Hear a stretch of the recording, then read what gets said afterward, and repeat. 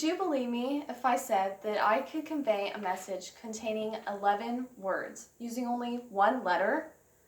This is actually the most important function of signal flags, which are used by the United States Navy and Coast Guard to efficiently send messages from one ship to another.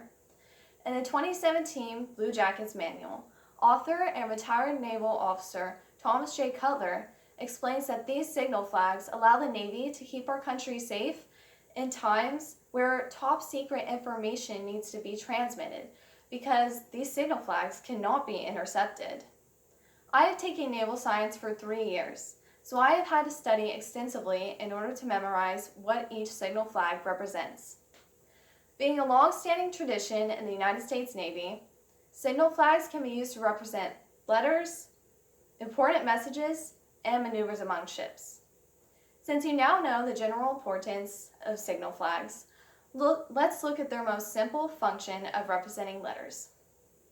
There are 26 alphabetical flags that are each associated with one letter in the English alphabet. These alphabetical flags get their names according to the phonetic alphabet, which is a list of words starting with each letter.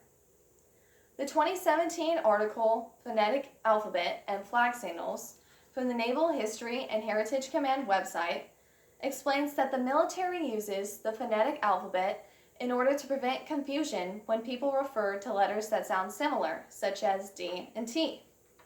The article also says that the names and the meanings of the flags have changed over the years, and that they are agreed upon by nations all over the world to form the International Code of Signals, or the ICS. Since the flags represent letters, they can be used for spelling out messages.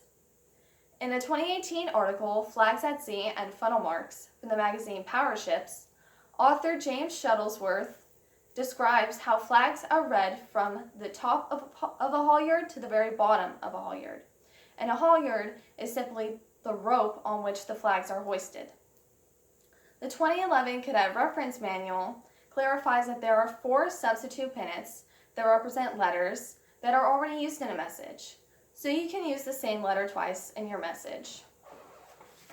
Here's a chart from the USS Hornet Museum showing all 26 of the alphabetical signal flags, A through Z, next to their corresponding letter and phonetic name.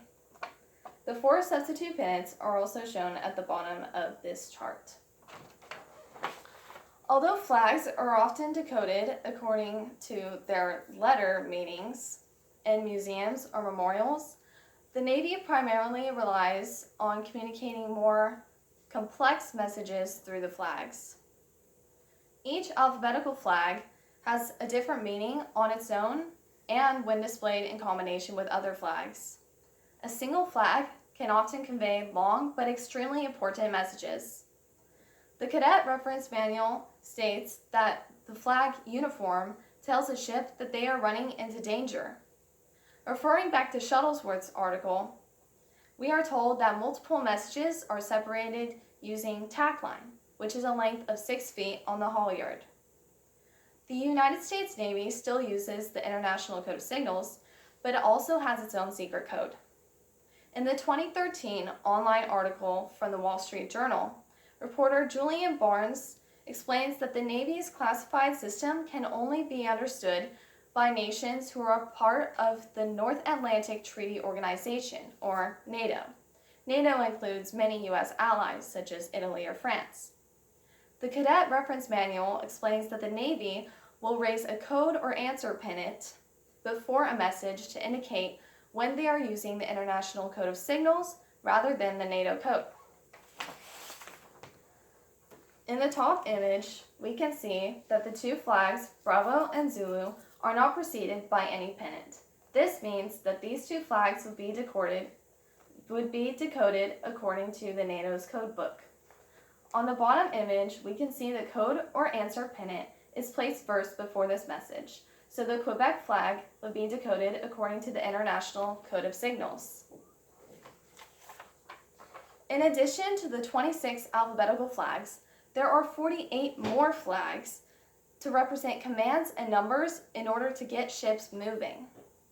Flags can be arranged so that ships can do maneuvers at the exact same time. Special pennants are flown to tell ships where exactly to move.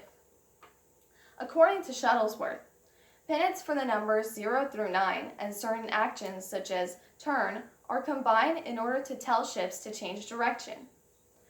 Barnes's article also shares that flag signals for maneuvers are typically comprised of at least one maneuvering pennant followed by 3 numeral pennants, which indicate how many degrees a ship will change course by. Performing these maneuvers requires teamwork and following a set of procedures. Cutler's Blue Jacket Manual describes how the initial maneuvering signal will first be raised from where the officer in charge of the whole fleet is located. Then, all ships must first decode the message, raise the same signal flags on their halyard, and finally execute the command all together. This process of getting ships to move in unison using only a few flags highlights why the Navy still uses this form of communication today. Flags are displayed in order to communicate important messages and commands. One signal flag may represent a letter, a number, a phrase, or even a direction. Ships can decode signal flags according to the International Code of Signals or the NATO Secret Codebook. Because of their efficiency, vessels on the water continue hoisting these colorful and convenient signal flags to keep both our country and our waters safe. Thank you.